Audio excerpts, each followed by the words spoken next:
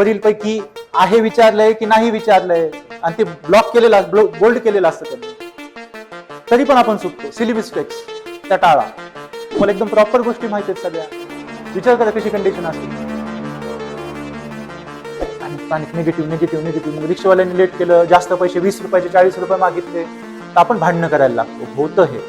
काय करतात, ABCD कुठेतरी चुकतात. नाही थांबा थांबा थांबा, वापस सगळ्यांना पुन्हा कितीतरी वेळेस होतं हे. पोरांचेच रिझल्ट येतात, म्हणजे आपल्यासारख्यांचेच रिझल्ट येतात आणि तो येणारच आहे शेवटी.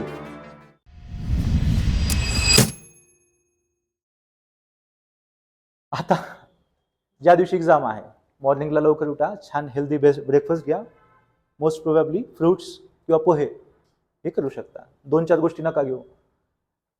लास्ट मिनिटला होणारी जी क्रॅमिंग आहे, घाई गडबड आहे, ती टाळायची. घाई गडबड काय करते, मेंदूला पॅनिक स्टेजमध्ये टाकते. डू ऑर डाय सिच्युएशन होते मग, आणि ते झाल्यानंतर पूर्ण दिवस खराब होईल. तर त्या दिवशी स्वतःच्या माइंडला एकदम रिलॅक्स ठेवा.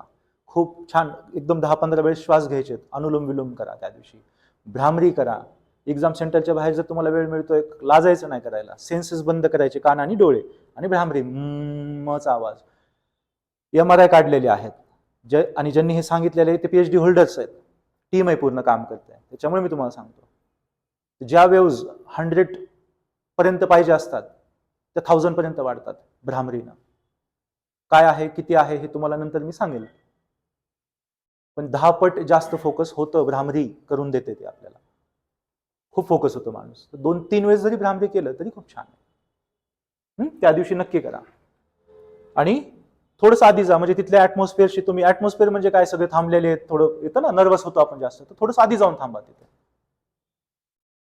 त्याला फील करा. होऊ शकतंय संडेला एक्झाम असतात आणि बऱ्याच जे सेंटर्स आहेत एक्झाम सेंटरना, आजूबाजूला क्रिकेट खेळत असतात मुलं.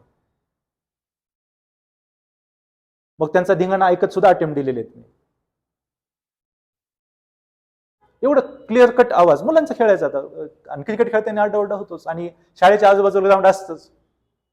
तर असं पण बऱ्याच वेळेस होतं. तर स्वतःला काम ठेवा त्यावेळेस, थोडंसं आधी पोहोचा तिथे.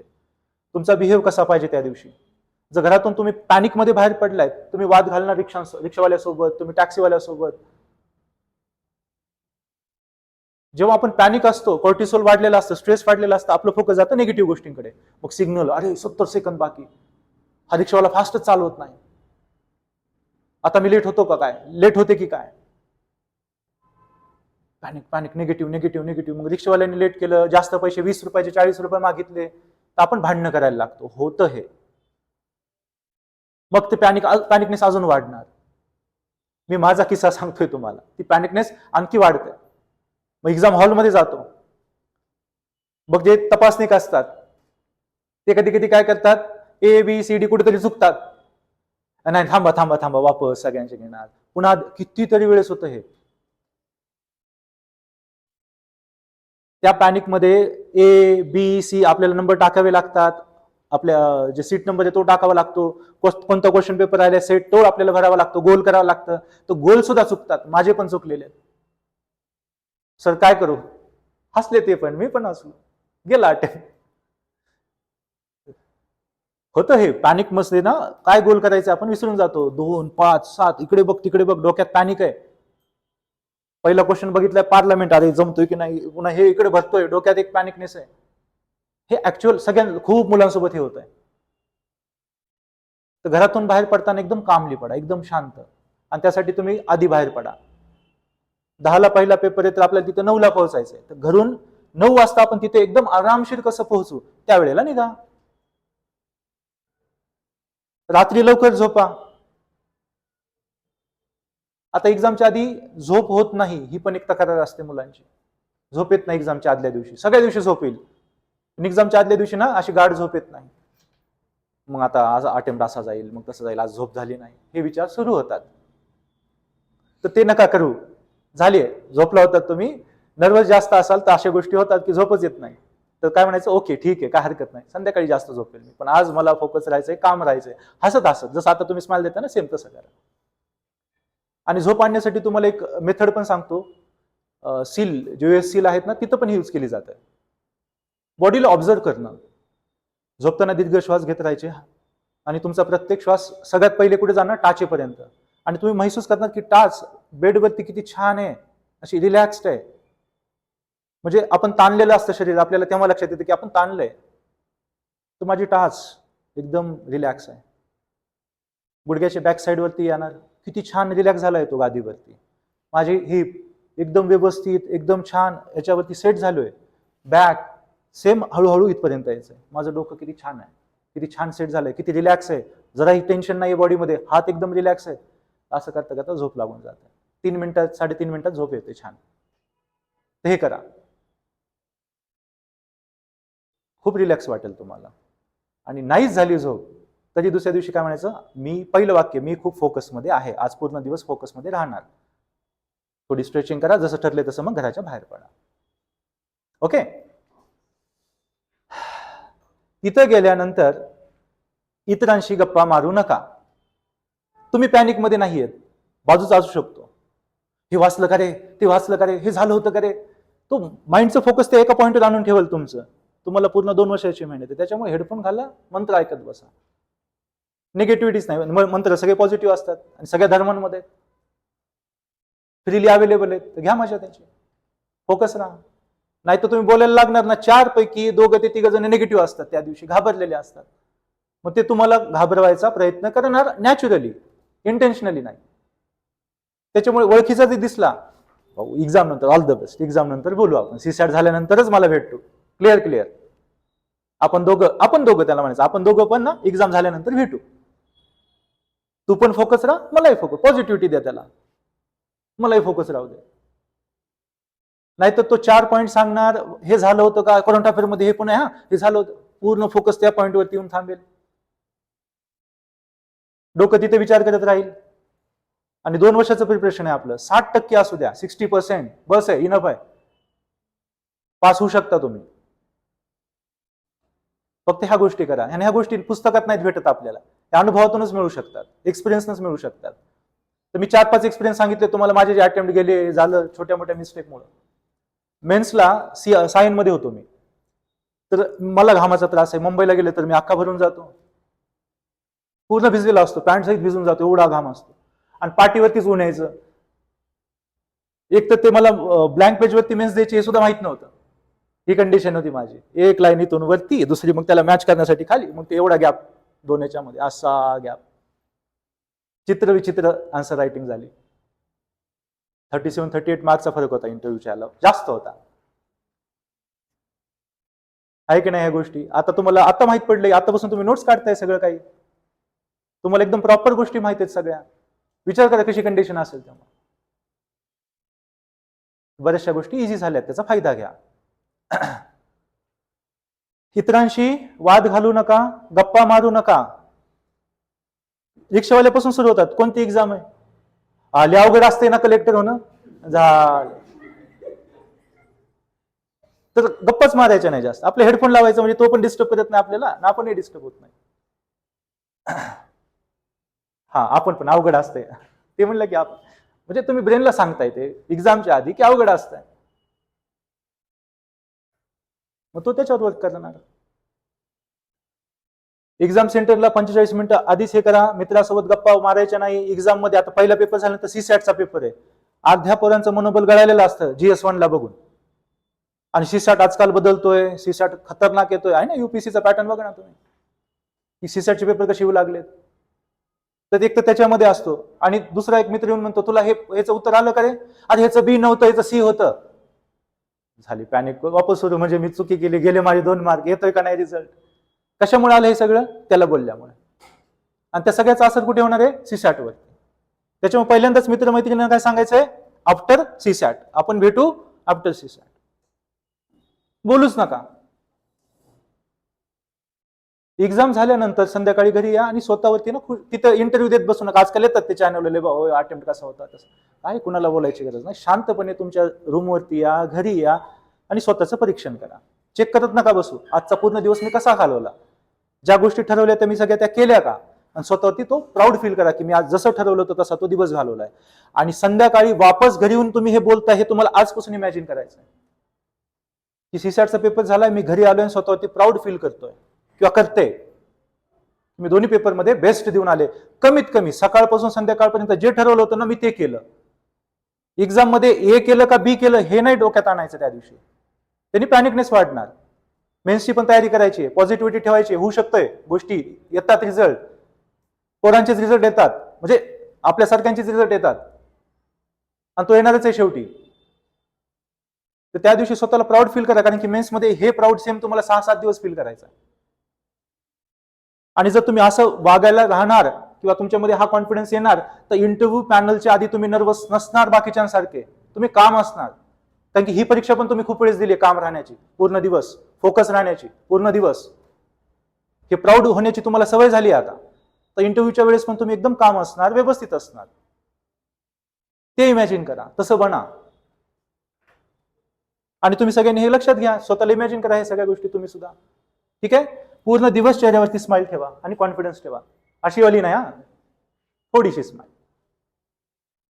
थोडीशी स्माइल ठेवायची. तो कॉन्फिडन्स देत राहतो आपल्याला आणि हॅपी मोमेंट्स क्रिएट करत राहतो. थोडी स्माइल ठेवायची चेहऱ्यावरती.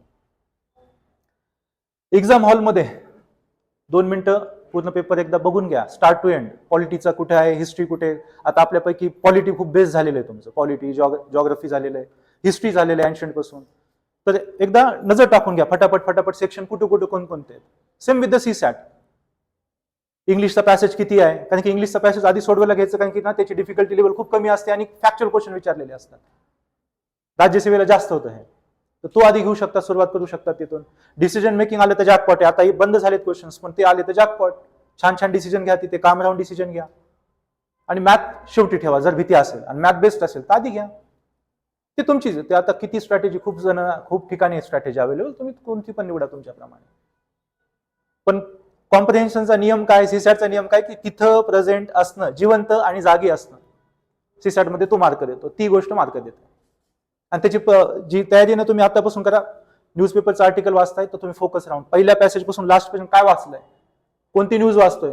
नाही तर बघा, वाचता वाचता किंवा पुस्तक वाचताना, नोट्स वाचताना आपण डायरेक्ट दुसऱ्या गावाला जायचं होतं, इकडे आपण पोहोचतो दुसरीकडे, मग परत परत परत परत वाचतो. तरी आतापासून सवय लावा, जेव्हा न्यूजपेपर वाचता, कोणतीही गोष्ट वाचताय तर फोकस राहून काय चाललंय, आपण काय वाचतोय, त्याचा विसर नाही पडला पाहिजे. रिडिंग पण एक मेडिटेशन असतं. तर सीसॅटला तुम्हाला मेडिटेशन करायचं, प्रॉपर फोकस राहून. चलो, सगळ्यात आधी जे तुम्हाला शॉर्ट आहेत, किती असतात, 20 ते 30 क्वेश्चन शॉर्ट आहेत, ते आधी उरकून घ्या. त्याला लेस दॅन अ मिनिट लागतो, जे माहित असत. पण again, less than a minute आहे म्हणून घाई गडबड करू नका. वरील पैकी आहे विचारलंय की नाही विचारलंय, आणि ते ब्लॉक केलेलं, बोल्ड केलेलं असतं त्यांनी, तरी पण आपण चुकतो. सिली मिस्टेक्स त्या टाळा. गडबडीत डिसिजन घ्यायचे नाही, आणि ते कधी होईल, पॅनिक स्टेजला गेलं तरच होईल, नाही तर होणार नाही हे तुमच्याकडे. आणखी एक सवय असते मुलांना, ते काय करतात माहिती का, प्रश्नपत्रिकेवरती इथं नंबर आहेत ना, 1, 2, 3, 4 क्वेश्चनचे, तर तिथं मार्क करून ठेवतात, बी ला मार्क, सी ला मार्क, डी ला मार्क. आणि जेव्हा 10 मिनिटं बाकी असतात तेव्हा गोल करायला घेतात. जेव्हा 10 मिनिटं राहिलेली आहेत तर पॅनिक स्टेजमध्ये जाते की नाही माइंड, की अरे मला अख्खे मार्क करायचे राहिलेत. आणि जर सिरीज चुकली तर डायरेक्ट सगळं चुकतं, गेला तो अटेम्प्ट. तर असं काय करू नका, तिथल्या तिथं सॉल्व्ह करा. ती क्वेश्चन बघितलं, आन्सर बघितलं, लगेच गोल करायला घ्या. आहे तुमच्यापैकी सवय कोणाला ही, ते नका करू आता. पॅनिक स्टेजमध्ये काही पण होऊ, कारण की आपली 1, 2, 3 वर्षाची मेहनत आहे. तर त्याच्यामध्ये स्टंटबाजीच नको कसली. ब्रॉडने पोला पेन घ्या एखादा लवकर. आणि काही आता तुम्ही बघा ना, ओएमआर शीट एवढे बारीक झाले, ते जे अंडे बनायचो आम्ही त्याला, गोल नाही, अंडाकृतीच आहे ना सध्या, पण छोटे आहेत ते, काय जास्तही नाही आहेत. त्याचे पटापट तिथल्या तिथेच भरून घ्यायचं, नंतरसाठी नका ठेवू. कधी कधी एखाद्या क्वेश्चन मध्ये डोकं अडकून जातं, अरे 15चे डायरेक्ट कधी 10 मिनिटं राहिली, किंवा 10 मिनिटाची कधी 5 मिनिटं राहिली, समजत पण नाही, अडकून जातो ना क्वेश्चन मध्ये पूर्ण. तर असं नका करू, त्याच्यामध्ये तिथल्या तिथं सॉल्व्ह करा प्रत्येक क्वेश्चनच्या वेळेस. एका क्वेश्चन वरती 90 सेकंड पेक्षा जास्त टाइम नका देऊ. आणि शेवटचे 10 मिनिटं पण तुम्हाला रिझर्व ठेवायचे. GS1 मध्ये होऊ शकतं, सीसॅटला वेळ सगळ्यांनाच कमी पडतो, तर त्याच्यामुळे जास्त काही गडबड करायची नाही. 90 सेकंड पर्यंत द्या, आणि शेवटचे 10 मिनिटं जे आहेत ते रिझर्व ठेवा. कोणते जे अवघड क्वेश्चन आहेत, ज्यांना ब्रेक करायचंय त्याच्यासाठी, तर एकदा रिवॅम्प करण्यासाठी. आणि 2 ऑप्शन जर तुम्ही कट करताय, एलिमिनेट करताय, तर तो क्वेश्चन अटेम्प्ट करा, तो केला पाहिजे. आणि तो कसं एलिमिनेट करायचा यासाठी तुम्हाला सांगणार आहे पुढे मी चौथा मंत्र. पण लक्षात राहू द्या, 2 ऑप्शन एलिमिनेट झाले, यू शुड अटेम्प्ट इट, कारण की 50-50 चान्स आहे. ओके, बळजबरी 2 काढून टाकायचे, शॉर्ट माहित पाहिजेत की हे 2 नाहीच आहेत, अक्कड वक्कड हे नाही करायचं की हे 2 तर नाहीत, मी 2 वेळेस काउंट केलं, हे तर नाहीत, मग हे 2 असते. शॉर्ट गेले पाहिजे, 2 तर नाहीच आहेत ते चान्सेस. असं 3 राऊंड. पहिलंच तुम्ही करणार आहेत कोणते, जे 20 ते 30 माहिती आहे तुम्हाला, फटाफट उरकून घेणं आहे. ते उरकलं, कॉन्फिडन्स आलं की नाही, शॉर्ट सोडवले, डोकं काय करणार, आणखी फोकस होणार, खुश राहणार ना, ते त्याला बेनिफिट भेटलं, इन्सेंटिव्ह भेटलाय त्याला, समजलं. तर तेव्हा फोकसमध्ये राहा. देन मीडियम लेंथवाले क्वेश्चन की ज्याला आपल्याला काय करायचं, इंटेलिजंट गेस करून सॉल्व्ह करायचं, त्याच्यावरती फोकस करा. आणि शेवटचे तुम्हाला म्हटले जे रिझर्व टाइम आहे तो तुम्हाला कोणासाठी ठेवायचा आहे, हे हार्ड क्वेश्चन्स सगळ्यात शेवटी घ्या, पण त्यावेळेस पॅनिक न होता सॉल्व्ह करा. कारण की तुम्ही आतापासून काय सांगणार आहेत की त्या दिवशी पॅनिक व्हायचंय का आपल्याला, नाही, खूप सॉफ्ट राहायचं. तर त्याच कंडिशनमध्ये शेवटी ते क्वेश्चन सॉल्व्ह करा. ते आधी नका घेऊ, कारण की काय होतं माहितीये का, आपण अडकून जातो, वेळ, मग ते पॅनिक क्रिएट होतं, ते वेळ कमी, अरे ह्याला एवढा वेळ गेला. तर इथपर्यंत ते होऊच द्यायचं नाही. ठीक आहे, अवघड आहे ना, त्याला गोल करून ठेवा, त्याला नंतर वापस या त्याच्यावरती. कुठे, रिझर्व टाइम मध्ये. आणि नाही भेटलं तरी ते माहितच नव्हते ना आपल्याला, अवघड होते, गेले तर गेले, असं. ठीक आहे, पॅनिक व्हायचं नाही शेवटच्या टाइम मध्ये, तर नाहीच नाही. आता ही एक्झाम फक्त परफेक्शनची नाही, ही तुमच्या स्मार्टनेसची आहे. तुम्हाला स्कोर कसा वाढवता येईल, काम मध्ये राहून, एकदम काम राहून. तर एखादा क्वेश्चन आलाय, अवघड आलाय, पूर्ण सेक्शन अवघड चालले, अरे पॉलिटी इमॅजिन केलं होतं मी, खूप सोपं आहे, पण क्वेश्चन असे आलेत, फर्स्ट टाइम आलेत, तर नाही, ते शब्द नका येऊ देऊ मनामध्ये. It just polity, me 100% try करणार आहे ब्रेक करायला, त्याच्याऐवजी इन्स्टेड हे शब्द वापरा, मी 100% ट्राय करतो, जमू शकतं, येईल, जमू शकतं, येईल, हे आहे, हे काही पण करू शकतं, त्याच्यावर ट्रस्ट ठेवा. ठीक है, त्या दिवशी काय, आपका दिमाग एक मशीन की तरह है, मशीन तब बेस्ट काम करती है जब उसमें ओव्हरलोड नहीं होता है. रॅम, तर पूर्ण रॅम आपली कुठे पाहिजे, पेपर सॉल्व्ह करायला, दुसरीकडे भरकुटूच द्यायचं नाही, बॅकग्राऊंडला दुसरं कामच करू द्यायचं नाही. आणि तेच तुम्हाला व्हिज्युअलाइज करायचं आहे आजपासून, की तुम्ही एक्झाम कसं देताय. एक चेहऱ्यावरती स्माइल ठेवायची की मी माझा 100% देऊन आलोय, आणि संध्याकाळी करायचं तुम्हाला त्या दिवशी, आणि ते सुद्धा तुम्हाला आज इमॅजिन करायचंय, आजपासून करायचंय. ओके, 3 मंत्र लक्षात राहू द्या, 4 आहेत, एक स्पेशल सांगतो तुम्हाला. रिव्हिजन तुम्हाला स्ट्रेंथ देणार आहे, नवीन गोष्टी वाचायच्या नाही, टाळायच्या.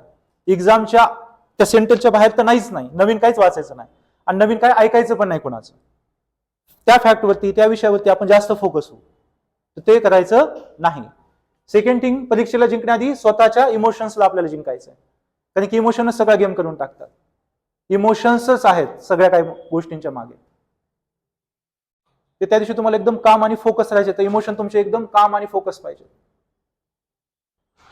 इमोशन एकदम बॅलन्स पाहिजे, त्याला असं नका होऊ देऊ. भावनिकरित्या जर तुम्ही गडबडले, माइंड गडबडलं, स्कोर गडबडला.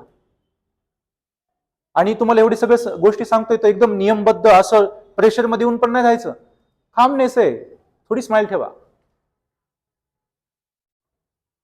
नाही ना, घाबरून जातो आपण, एवढे एकदम मला ना इमोशन हे करायचे, तुम्ही प्रेशर घेताय. कूल अँड काम. एखादा शब्द ऐकला जरी, रिक्षावाला काही जरी बोलला, मला माहित होतं हे होणार आहे, आणि मला माझ्यावरती त्याचा असर होणार नाहीये, कारण की मी संध्याकाळी काय इमॅजिन केले, मी हा दिवस जसा ठरवलाय तसंच घालवणार आहे. नो पॅनिकनेस. शांत मन, जागरूक बुद्धी, योग्य निर्णय. अशांत मन, जागरूकता तिथे, फोकस तिथे नसणार, निर्णय योग्य होणार नाही. एवढं सिंपल आहे हे सूत्र एक्झामचं, कारण की तुमच्या 2, 3, 4, 5, कुणाच्या 10 वर्षाची पण मेहनत असेल.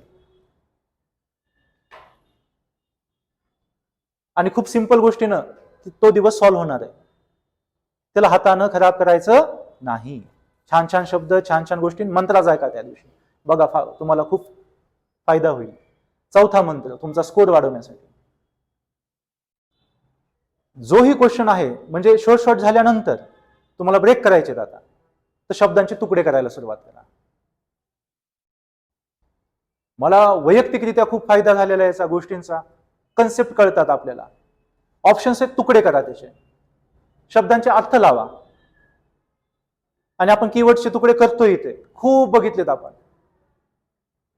तर तुम्हाला हा फॉर्म्युला एवढा छान यूज करता येईल जेवढा मला सुद्धा नव्हता जमला कधी. कारण की आपण कीवर्ड्सच खूप जास्त बघितले आणि तेच तुम्हाला प्रिलिम काढून देणार आहे. तर काय करणार, चौथा आणि सगळ्यात महत्वाचा मंत्र काय, तुकडे करा. तुकडे करा, क्वेश्चन्स ब्रेक करा, ऑप्शन्स ब्रेक करा. कारण की इंटेलिजंट गेस शिवाय आपल्याला मार्क मिळणार नाहीयेत, ते 20-30 फक्त. आणि इंटेलिजंट गेस करण्यासाठी 2 ऑप्शन वगळायचे आणि त्यासाठी आपल्याला हे तुकडे करायचे. ब्रेक करा गोष्टींना. कन्सेप्ट आहे, 2 तुकडे करा, एका शब्दाचे पण 2 तुकडे करा. काय अर्थ निघतोय, लागू होतोय का. गडबडीत निर्णय नाही घ्यायचे, पॅनिक नसणारच तुम्ही त्या दिवशी. तर ब्रेक करा, ब्रेक, कन्सेप्टला ब्रेक करा, शब्दांना ब्रेक करा, मार्क वाढतील. तुम्ही PYQ सॉल्व्ह करताना अनुभव घ्या ह्या गोष्टीचा. करा ब्रेक आणि बघा, आणि कॉन्फिडन्स वाढतो, गोष्टी कळू लागतात ना ब्रेक केल्याने. होल अर्थ काढायचा प्रयत्न नका करू, UPSC मध्ये तर नाहीच नाही. आणि MPC राज्यसेवेचा असं आहे की UPSCची समजा 4 वर्षापूर्वीची जी डेप्थ होती ती आता वापरतात, 3-4 वर्षापूर्वी.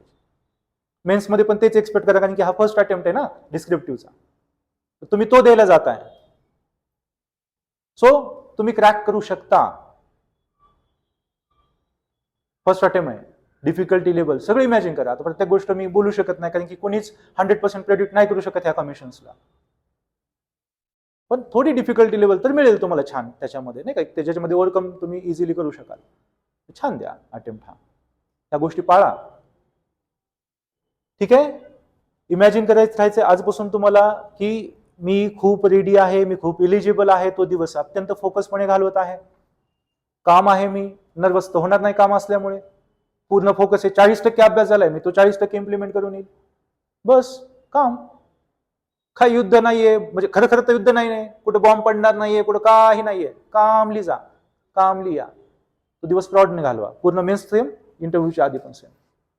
आणि ह्याच अटेम्प्टला तुम्हाला जायचं तिथपर्यंत, इंटरव्ह्यू पर्यंत. त्याच्यामुळे ह्याची सवय लावा, ऐकून सोडून नका देऊ. ते 6 दिवस येतील ना मेन्सचे प्राऊडवाले, तर त्यांनी इंटरव्ह्यू मध्ये बघा किती फरक पडेल तुमच्या. पण ते दिवस आणा. ठीक आहे, शेवटी एक संदेश आहे तुम्हाला, ही किंवा कोणतीही एक्झामिनेशन जीवन नाहीये. कारण की एक्झाम नंतर बरेचसे कॅन्डिडेट स्वतःचं जीवन संपवतात. त्या आयुष्याशी केलेली कॉमेडी आहे ऍक्च्युली. एक एक्झाम नाही जज करणार तुम्हाला.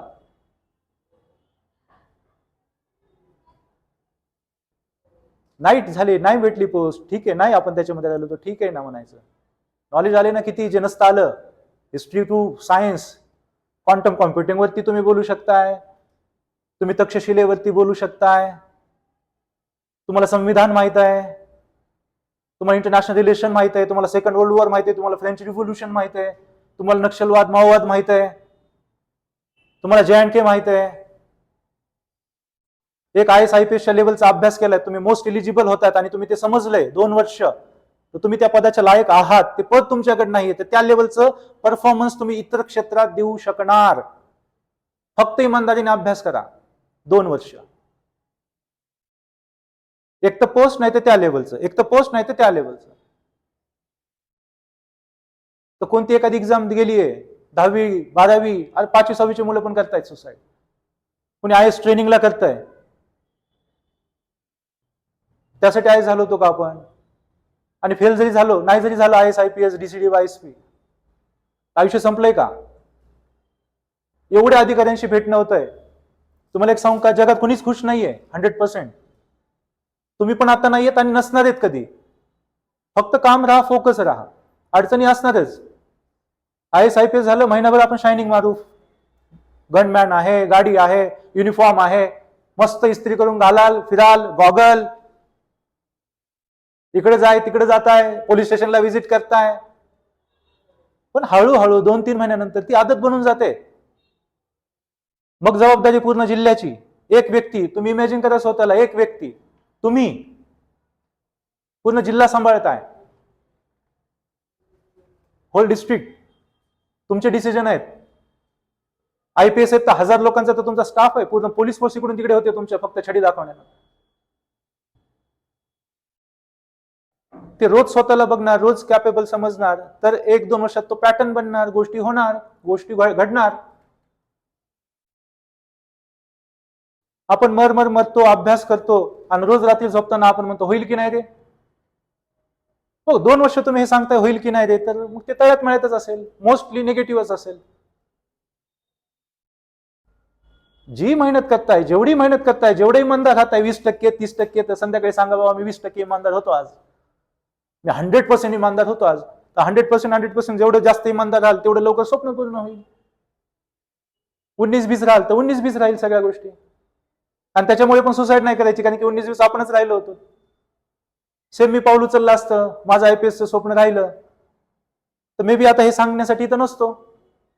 ह्या 4 शब्दांनी जर तुमच्या आयुष्यामध्ये थोडा जरी प्रकाश पडतोय तरी खूप मोठी गोष्ट आहे ती. आज थाउजंड्स ऑफ आवर्स बोलू शकलो, 11-12 वर्षापासून बोलतोय, ती बोलण्याची ताकद पण तरी UPSCनेच दिली ना. आणि फुकट नाही बोलत आहे, काही नाही बोलत आहे, समाजामध्ये भडकाव नाही आणत आहे, ती ताकद UPSCने दिली आहे, त्या अभ्यासाने दिली आहे. तर बस ना, तेवढं भेटते तरी बस. शेवटी अनुभव आहे. जीवन म्हणजे शेवटच्या श्वासापर्यंत काय घेणार आहेत आपण? एक्सपिरियन्स. सक्सेस पण एक्सपिरियन्स आहे, फेलियर पण एक्सपिरियन्स आहे. रॉल्स रॉयस मध्ये बसणं पण एक्सपिरियन्स आहे आणि ऑटोमध्ये पण बसणं एक्सपिरियन्स आहे. शेवटी आहे ते एक्सपिरियन्सच घ्यायचा आहे. नाही भेटला तर नाही दुसरा. आपल्या हातात आहेत का गोष्टी? काही गोष्टी असतात का आपल्या हातात? नाही. प्रयत्न करणं हातात आहे की नाही? मग ते इमानदारीने करा. 100% इमानदारीने प्रयत्न केले तर 100% मिळेल पोस्ट किंवा त्या लेवलचं काहीतरी मिळेल. 50% प्रयत्न केले, 40% प्रयत्न केले तर त्या हिशोबाने मिळेल. तलाठी हे ते.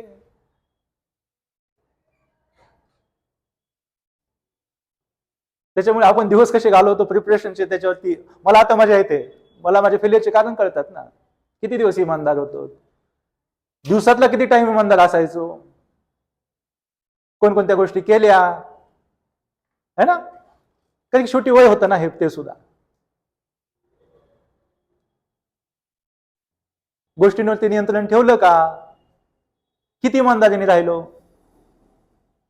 त्या गोष्टीचं रिझल्ट आज आहे. हा आजचा दिवस तुमचा माझा हा आपण गेलेल्या गोष्टींचा रिझल्ट आहे.